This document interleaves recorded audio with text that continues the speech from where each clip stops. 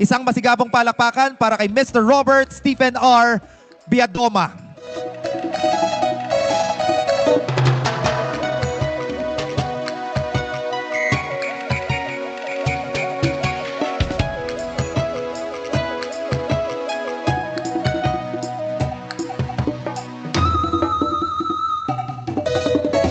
Maraming salamat po sa mga hurados natin sa Progressive Street Dancing Competition. At para naman po sa ating mga in-place competition judges, let us now welcome our first judge. Siya po isang mahusay na dance educator, choreographer, and cultural arts specialist na may husay sa choreography, basic lighting design, and arts project management. At mula pa noong 2011 ay naglilingkod sa Cultural Center of the Philippines bilang Chief Culture and Arts Officer.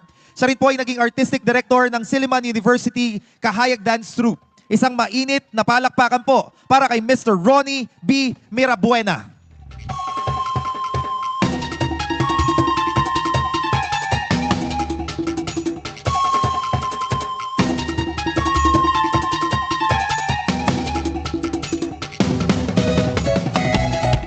Ang ating susunod na hurado, isang kilalang dance director sa buong mundo at resident choreographer ng Ramon Ubusan Folkloric Group ng Cultural Center of the Philippines na may malawak na karanasan sa paggabay ng mga dance group sa Europa, Amerika at Asia.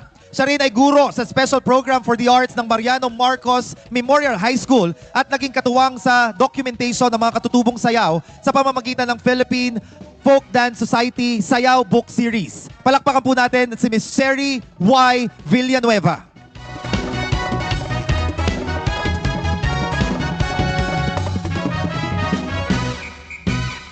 At ngayon naman po, Mindoreños, ang ating huling hurado at Chairman of the Board of Judges ay isang founder, choreographer, as artistic and executive director ng multi-awarded and internationally recognized na Sindao Philippines Performing Arts Guild Incorporated at isang tunay na cultural ambassador na nagtataguyod ng kulturang Pilipino sa iba't ibang panig ng mundo. Dahil sa kanyang natatanging pamumuno at dedikasyon sa sining, ginawaran siya ng mga prestiyosong parangal kabilang na ang Global Trends Honor for Artistic Excellence in Performing Arts. Mga kababayan, isang masigabong palakpakan para kay Mr. Randy Carlos Guevara.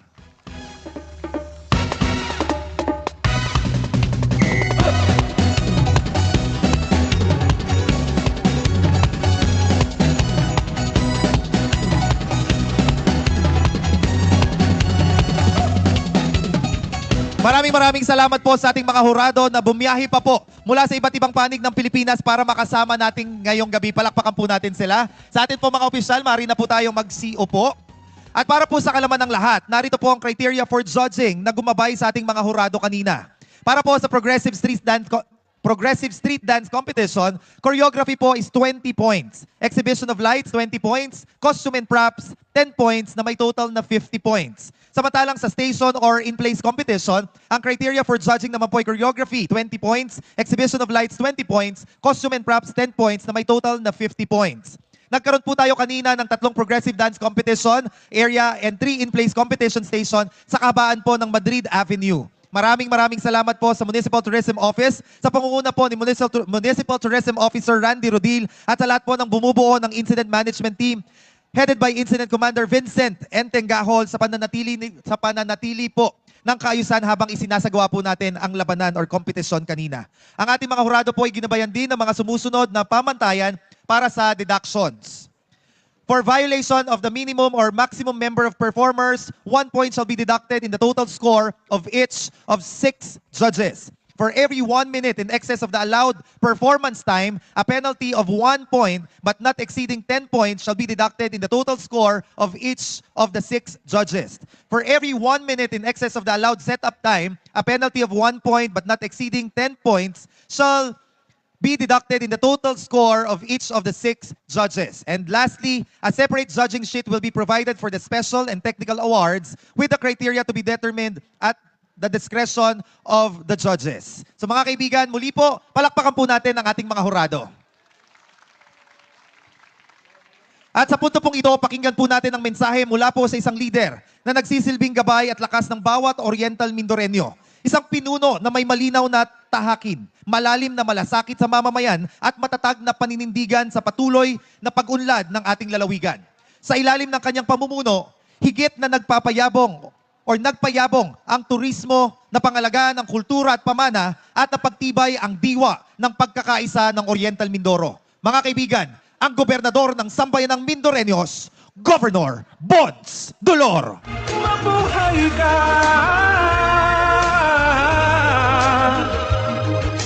Maraming salamat, Max. Magandang gabi po sa ating lahat. Alam ko hong ang nararamdaman niyo ay nararamdaman ko rin. Taas ang kamay ng pagod na. I can feel you. Yung ibang hindi na makapagtaas, hindi na kaya. Tama? Alam niyo, minamahal ko mga bata sa inyong choreographers, directors, head of delegation, sa inyong mga magulang.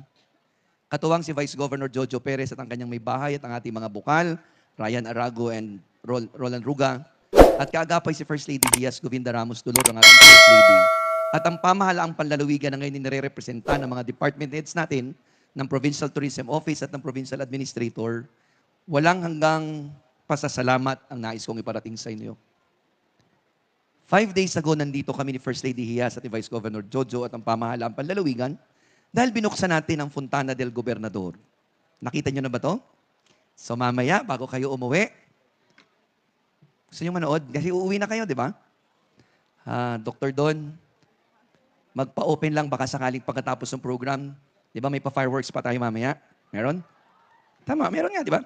O may bigay pa akong fireworks sa inyo mamaya. After the fireworks, bago kayo umuwi, magpapashow muna ako dun sa Fontana del Gobernador para napanood nyo bago kayo bumalik ng Mansalay, ng Bungabong, ng Gloria, ng Victoria, ng Calapan, at ng Puerto Galera. Para pag uwi nyo, hindi lang lumaban, may nadatnan kayo at babaunin kayong bagong karanasan mula sa paraiso ng bahaghari. Ang pasasalamat ko sa inyo, sa inyong mga pamilya, magulang at schools at asosasyon, ay ipinararating ko rin sa pamahalaang bayan ng Pinamalayan, sa pangunguna ni Mayor Rodel, ni Vice Mayor Aris at ng Sanggunian at ng department heads nyo, dahil tinanggap ninyo ang pag-host ng 2026 Pandang Gitab. Hindi ito madali, pero naging madali dahil magkatulong ang pamahalaang panlalawigan at ang pamahalaang bayan. At nakakatuwang tingnan na may mga punong bayan tayong naririto. Mayor ng bayan ng Bungabon na nag-iintay din, baka sakaling may premyo ang Morente National High School. Nandyan din nag-iintay ang bayan ng Pola, baka sakaling ang Pola Community College ay may premyo. At nakita ko, ang lead performer mo ay yung panganay nga ba? Pangalawang anak ni Mayora at nandun ka pa rin hanggang ngayon.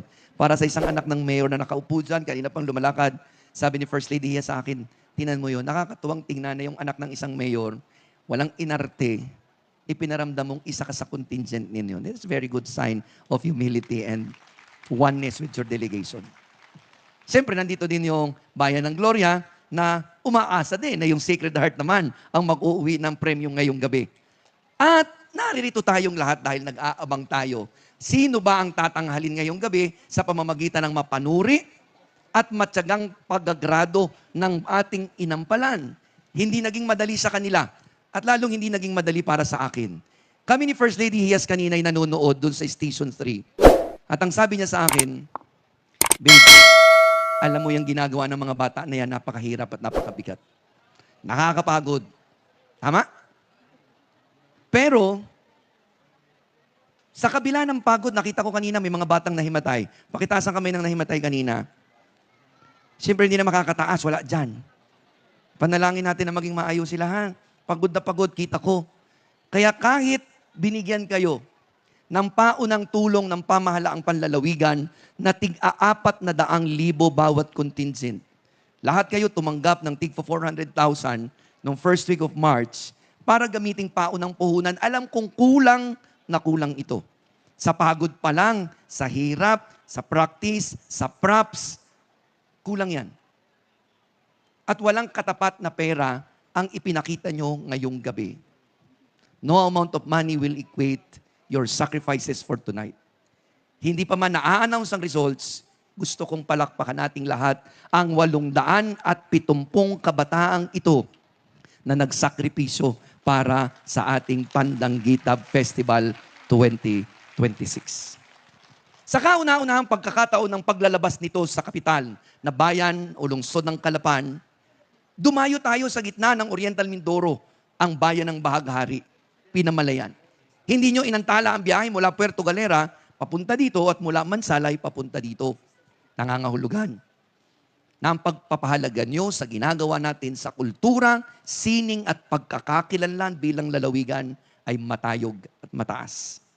Kaya naman, ngayong gabi may 4 na special award or technical awards na matatanggap. Ang una, most disciplined contingent. Sino kayang pinakadisiplinado? Ang pinakadisiplinado ay tatanggap ng 20,000. Pero ba sa pagod nyo, sa hirap nyo, sabi ni First Lady Iyas kanina, dagdagan ko daw. So yung 20,000 na most disciplined contingent, dadagdagan pa natin ng 15,000 para maging 35,000 pesos. So, unang larga. Pinakamagagandang pinakita nyo ngayong gabi, yung choreography. Imagine nyo, hindi ganun kadaling isipin kung anong sunod-sunod na step at anong ilaw ang palalamasin o ipakikita sa bawat isang indak. Kaya isa sa pinakamahirap i-judge ay ang best in choreography. Mayroon itong nakalaang 30,000 piso sa mananalo. Pero dahil sa paghihirap nyo ngayong gabi, bumubulong kanina sa stage si Vice Gov Jojo at si First Lady Hias. Sabi nung dalawa, aba Gov, hindi madali yung choreography na yan. Pinag-isipan yan. In-execute yan.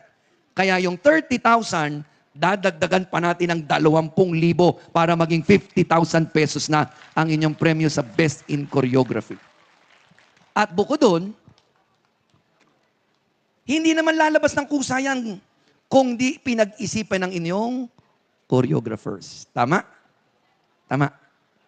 Alam ko kahit papano, merong kayong token na binigay sa choreographers nyo.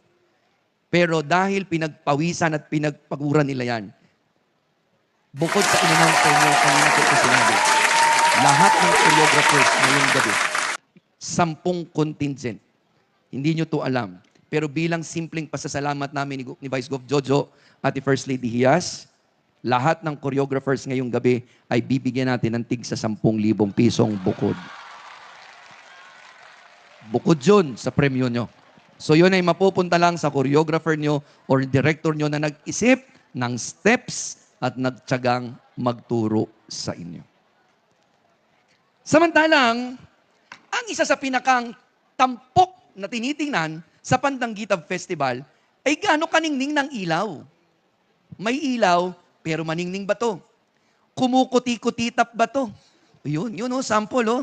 Sige nga, sample. Pakitaan nyo nga ako ng mga